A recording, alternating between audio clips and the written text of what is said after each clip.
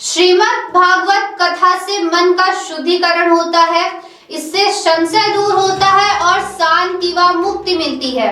यह बात स्थानीय कठवारिया स्थित श्री बजरंगबली के मंदिर में संगीत में श्रीमद् भागवत कथा ज्ञान यज्ञ में आचार्य रोहित व्यास महाराज वृंदावन वालों ने कथा का वाचन करते हुए कही।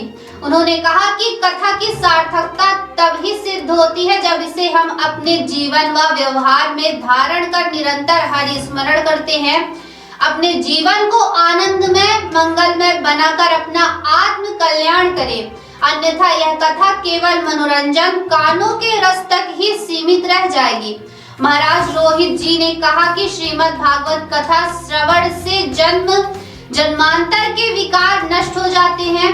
जहां अन्य युगों में धर्म लाभ एवं मोक्ष प्राप्ति के लिए कड़े प्रयास करने पड़ते हैं, वहीं कलयुग में कथा सुनने मात्र से व्यक्ति भवसागर से पार हो जाता है। सोया हुआ ज्ञान वैराग्य कथा श्रवण से जागृत हो जाता है। कथा कल्प वृक्ष के समान है जिससे सभी इच्छाओं की पूर्ति की जा सकती है।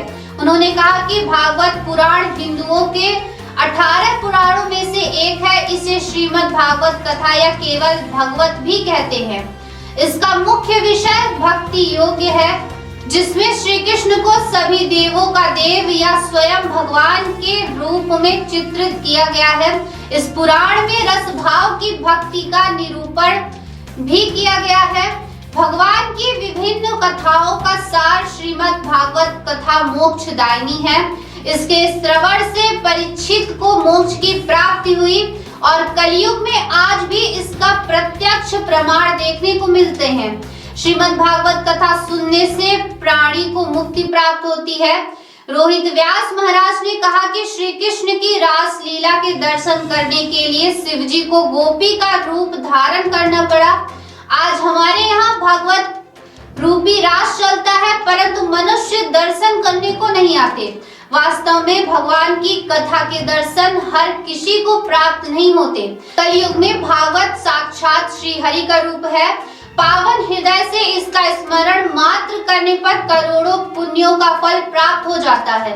इस कथा को सुनने के लिए देवी देवता भी तरसते हैं और दुर्लभ मानव प्राणी को ही इस कथा का श्रवण लाभ प्राप्त होता है। कथा के श्रवण मात्र से ही प्राणी मात्र का कल्याण संभव है।